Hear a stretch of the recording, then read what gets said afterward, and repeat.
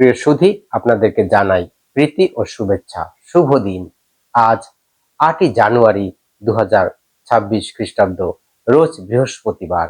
আজকে আমাদের জন্য মঙ্গল সমাচার, সাধু লুক রচিত মঙ্গল সমাচার 4 অধ্যায় 14 থেকে 22 পদ পর্যন্ত।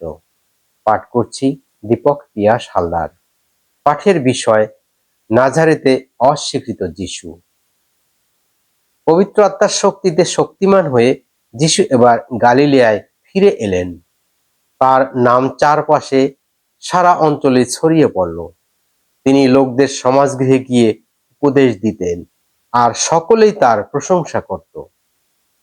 তিনি এবার নাজারেতে এলেন। এখানে তিনি মানুষ হয়েছিলেন।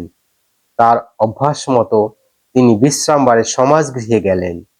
সেখানে তিনি শাস্ত্র পাঠ করবার জন্য উঠে দাঁড়ালেন। তার হাতে দেওয়া হলো প্রবক্তা ইসাইয়ার বাণী গ্রন্থ। গ্রন্থটি খুলে তিনি সেই অংশটি পেলেন যেখানে লেখা আছে, প্রভুর আত্মিক প্রেরণা আমার উপর নিত্য অধিষ্ঠিত, কারণ প্রভু আমাকে অভিষিক্ত করেছেন।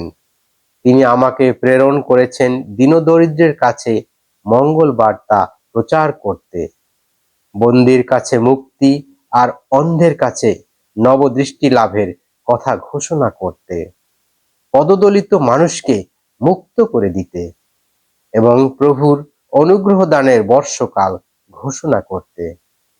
গ্রন্থটি বন্ধ করে যিশু সেবকের হাতে তা ফিরিয়ে দিয়ে আসন গ্রহণ করলেন।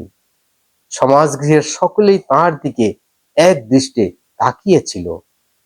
তখন তিনি তাদের এই কথা বললেন, এই শাস্ত্রের উক্তি আজই সত্য হলো। যখন তোমরা তা শুনতে পেলে তখনই। উপস্থিত সকলে তার সাধুবাদ করে উঠল। তার মুখে এমন হৃদয়গ্রাহী কথা শুনতে পেয়ে তারা সবাই আশ্চর্য হয়ে গেল। তারা বলল, ও কি যোসেফের সেই ছেলেটি নয়? খ্রিস্টের বাণী। খ্রিস্ট প্রভু, তোমার প্রশংসা হোক।